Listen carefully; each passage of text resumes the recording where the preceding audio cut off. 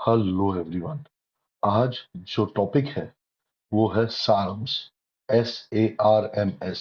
मैंने 2 दिन पहले एक पोल डाला था। क्वेश्चन मेरा सिंपल था कि टेस्टोस्टेरोन इनांथेट एक सार्म है या नहीं है। तो उसमें अराउंड 100 जन ने बोला कि ये सार्म नहीं है और 5 जन ने बोला कि ये सार्म है। तो टोटल 5 ऐसे लोग थे जिन्होंने लिखा कि ये सार्म है। तो basically what is a Sharm? Sharm का जो फुल फॉर्म है वो है selective androgen receptor modulator. Androgen receptor पहले हम इस पे बात करेंगे, फिर उसके बाद सिलेक्टिव और मॉड्यूलेटर की बात करेंगे।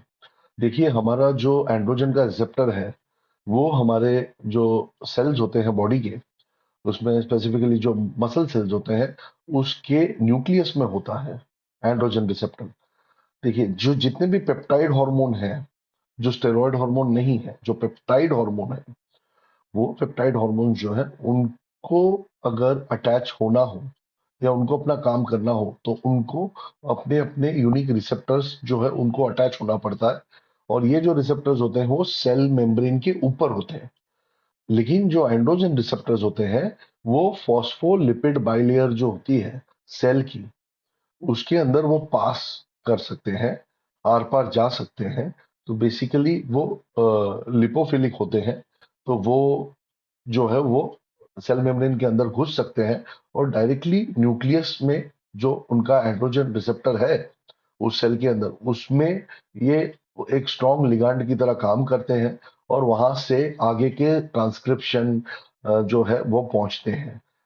तो बेसिकली जो स्टेरॉइड्स हैं जितने भी आज मार्केट में जो लोग यूज करते हैं स्टेरॉइड के नाम पे, एग्जाम्पल टेस्टोस्टेरोन इनाथेट या प्रोपाइनेट या कोई भी जिसपे ईस्टर लगा हुआ हो, या ओरल स्टेरॉइड्स के अंदर एनावार हुआ या मिथेनडिनोन हुआ, ये जितने भी हैं AAS यानी एनाबॉलिक एंड्रोजेनिक स्टेरॉइड्स, ये सभी स्टेरॉइडल साम्स कैटेगरी में आते हैं।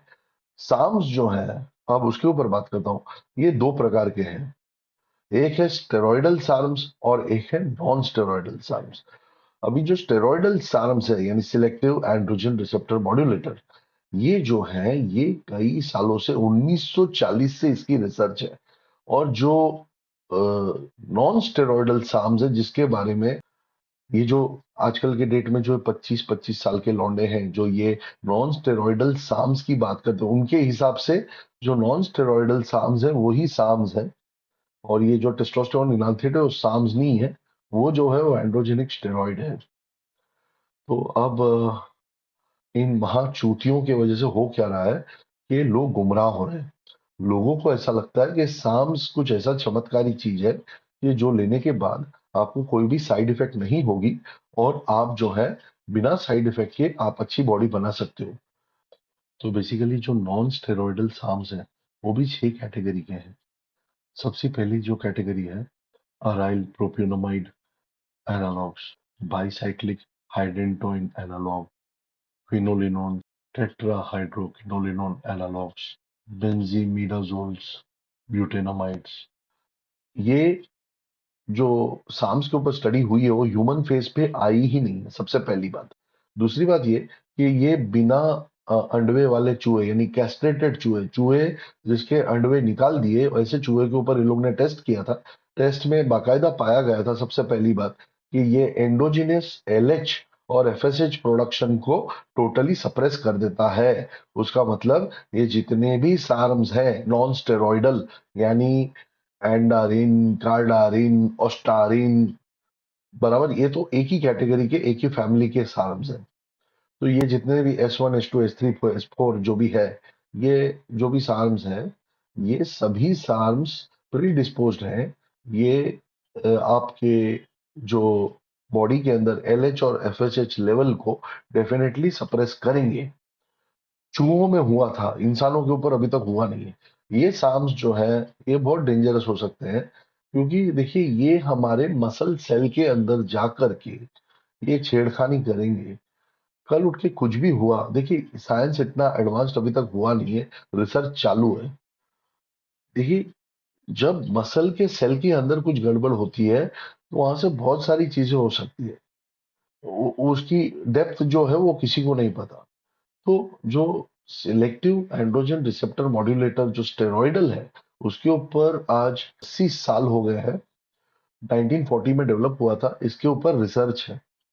आज 1990 में जो चीज बनी है उसके ऊपर कोई रिसर्च नहीं है। दूसरी बात, इसकी अवेलेबिलिटी एक बहुत बड़ा इशू है।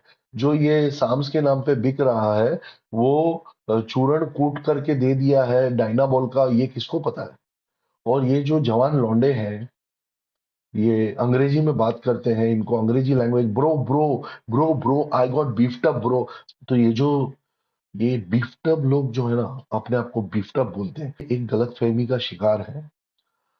ये प्रॉब्लम क्या है कि इनको, ये जो लौंडे हैं, ये 25-26 साल के नपुंसक लौंडे, इनको जो सोचना है सोचे।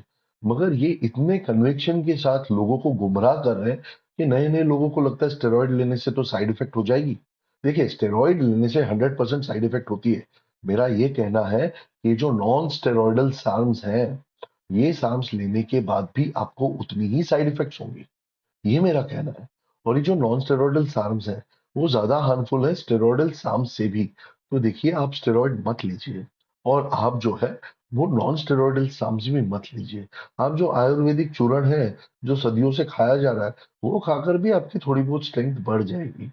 जैसे कि आपने कपी कच्चू लिया, तो वो बेसिकली आपके अंदर इनबिल्ट ल्यूटिनाइजिंग हार्मोन का प्रोडक्शन बढ़ा देगा, फॉलिकल स्टिमुलेटिंग हार्मोन बढ़ा देगा प्रोडक्शन। तो उससे क्या होगा कि अंडवे को सिग्नल ज्यादा जाएगा, तो अंडवे जो है वो ज्यादा प्रोडक्शन करेंगे टेस्टोस्टेरोन का और स्पर्म्स का। तो वैसे ही अश्वगंधा है, वो आपको एंटी डिप्रेसेंट की तरह काम करेगा, आपको एक रिजुविनेशन देगा, स्ट्रेस फ्री कर देगा। फिर गोक्षुरा है, ये आपको एक टाइप का टेस्टोस्टेरोन बूस्ट देगा थोड़ा सा। देखिए, इतना ज्यादा नहीं, यानी बेसिकली जो 300 से 750 के बीच में जो रेंज होती है टेस्टोस्टेरोन लेवल्स की, वो लेवल जो है वो बढ़ बढ़ के 750-800 तक होंगे। ये ज्यादा से ज्यादा 850 होंगे, बट किसी के 2000 नहीं होंगे। यानी ये गोक्षुरा कपी कच्चू लेने के बाद भी आप कोई रोनी कॉलमैन जैसे बॉडी बिल्डर नहीं बनोगे। और ट्रस्ट मी गाइस, ये जो नाम अलग अलग इन लोग ने डाला है ना, रोबोटिक नाम्स, जैसे कार्डारिन, ऑस्टारिन, ये रिन वो रिन, तो चूतिया बना रहे हैं भाई, लिटरली चूतिया बना रहे हैं। और मैंने कई बॉडी बिल्डर्स को मैंने गाइड किया है मेरी लाइफ में, जिन्होंने गोल्ड मेडल माले हैं, जो नेशनल लेवल पे जीते हैं, किसी ने भी नहीं लिया। ये लेने वाले सिर्फ ये पतली चपटी गांड वाले लोग हैं, जो 24-25 साल के हैं और ब्रो साइंस वाले हैं। ब्रो ब्रो, माँ बाप जब पैसा कमाना चालू करते हैं और बच्चे पे ध्यान नहीं देते ना, तो ऐसे बच्चे पैदा होते हैं। तो ये वो वाले, ये लोग ने कभी पढ़ाई नहीं की। ये लोग जो थे, ज्यादातर लोग, ये लोग सब फेल हुए टेस्ट में। सबने बोला कि टेस्टोस्टेरोन इनहांसेड जो है साम नहीं है। तो बेसिकली आपको अगर किसी चीज का ज्ञान नहीं है और आप बड़ी बड़ी बात कर रहे हो, तो आप समाज को गुमराह कर रहे हो। तो कुछ भी बोलने से पहले आपको खुद फर्स्ट हैंड एक्सपीरियंस होना चाहिए, तब जाके आप दूसरों को आप जो है एडवोकेट कर सकते हो उस चीज के बारे में। तो साम्स जो है वो दो टाइप के हैं। स्टेरॉयडल साम्स, जिसके अंदर ये सभी टेस्टोस्टेरोन के कंपाउंड आते हैं। वो क्यों बेसिकली क्या करता है, अभी हम साम्स के मतलब के बारे में बात करेंगे। Selective androgen receptor modulator, basically testosterone जो काम करता है, उसी तरीके से जैसे five alpha reductase five enzyme जो है, फाइ अल्फा रिडक्टेज एंजाइम, वो काम नहीं करेगा किसी किसी चीज पे। जैसे आपने ऑलरेडी डीएचटी डेरिवेटिव बना दिया, तो वहां पे फाइ अल्फा रिडक्टेज एंजाइम काम नहीं करेगा। तो बेसिकली स्पेसिफिकली सिलेक्टिव एक्टिविटीज जो है, वो एंड्रोजन रिसेप्टर से सिलेक्टिव काम निकालने के लिए इस अलग अलग टाइप के स्टेरॉइड्स बनाए। जैसे कि ओरल स्टेरॉइड जो है, वो 17th बॉन्ड पे उनको ऑल्टर करने के कारण क्या होता है, अल्काइलेशन करने के कारण होता ये है कि वो फर्स्ट पास लीवर से जो है वो सेफली करेगा। तो ये ओरल रूट हो गया।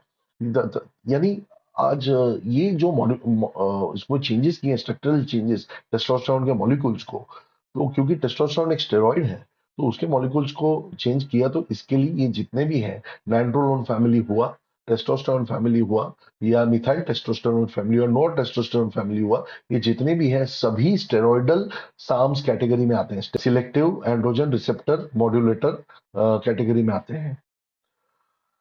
तो दोस्तों, आई होप आपको ये बात समझ में आए, और आई होप आपको मेरा गुस्सा समझ में आया कि ये 24-25 साल के लौंडे, ये लोग ये क्या, कौन से बेसिस पे ये सब लोगों को गुमराह कर रहे हैं?